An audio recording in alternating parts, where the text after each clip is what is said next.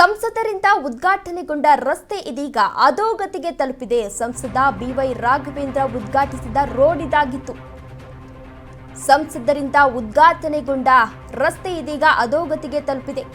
ಸಂಸದ ಬಿವೈ ರಾಘವೇಂದ್ರ ಉದ್ಘಾಟಿಸಿದ ರೋಡ್ ಇದಾಗಿತ್ತು. ಸಂಚಾರಕ್ಕೆ ಸಜ್ಜಾದ ಕೆಲ ತಿಂಗಳಲ್ಲಿ ರಸ್ತೆ ಕುಸಿದಿದೆ.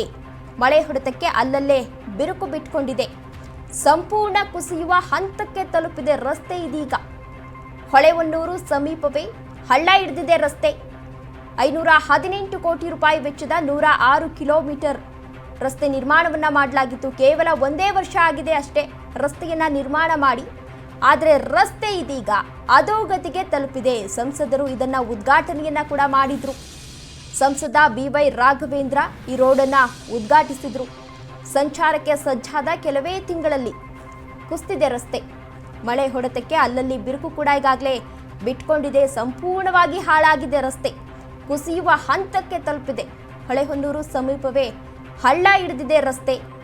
518 ಕೋಟಿ ರೂಪಾಯಿ ವೆಚ್ಚದ 106 ಕಿಲೋಮೀಟರ್ ಉದ್ದದ ರಸ್ತೆ ಇದಾಗಿತ್ತು. ಕೇವಲ ಒಂದು ವರ್ಷ ಆಗಿದೆ ಅಷ್ಟೇ. ಒಂದು ವರ್ಷಕ್ಕೆ ಈ ರಸ್ತೆ ಹಳ್ಳ ಹಿಡಿದಿದೆ. ದೃಶ್ಯಾವಳಿಗಳಲ್ಲಿ ನೀವು ಕೂಡ ಇದೀಗ ಗಮನಿಸ್ತಾ ಇರಬಹುದು ಆ ರಸ್ತೆಯ ಸ್ಥಿತಿ ಹೇಗಿದೆ ಅಂತ. ಬಿವೈ ರಾಘವೇಂದ್ರ ಅವರು ಇತ್ತೀಚೆಗಷ್ಟೇ ಈ ರಸ್ತೆಯನ್ನ ಉದ್ಘಾಟನೆಯನ್ನ ಮಾಡಿದ್ರು. ಯಾವ ರೀತಿ ತಲುಪಿದೆ ರಸ್ತೆ ಅನ್ನೋದನ್ನ ಗಮನಿಸ್ತಾ ಇರಬಹುದು.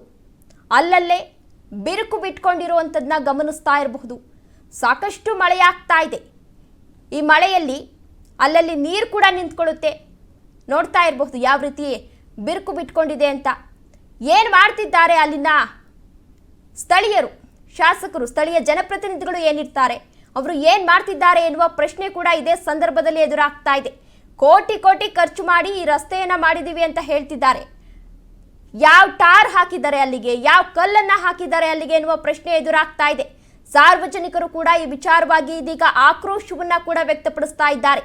518 ಕೋಟಿ ರೂಪಾಯಿ ಇದರಲ್ಲಿ ಖರ್ಚು ಮಾಡಿದ್ರಂತೆ. ಅಲ್ಲಿ ಕಾಣಿಸ್ತಾ ಇರಬಹುದು ಒಂದು ವರ್ಷ ಆಗಿದೆ ಅಷ್ಟೇ. ಒಂದು ವರ್ಷಕ್ಕೆ ಈ ರೀತಿ ಆಗಿದೆ ಅಂತ ಅಂದ್ರೆ ಯಾವುದನ್ನ ಇದಕ್ಕೆ ಉಪಯೋಗಿಸಿ ಇಲ್ಲಿ ಬಳಸಿದ್ದಾರೆ, ಈ ರೋಡನ್ನ ನಿರ್ಮಾಣ ಮಾಡಲು ಯಾವ ಟಾರನ್ನ ಬಳಸಿದ್ದಾರೆ ಎನ್ನುವ ಪ್ರಶ್ನೆ ಎದುರಾಗ್ತಾ ಇದೆ.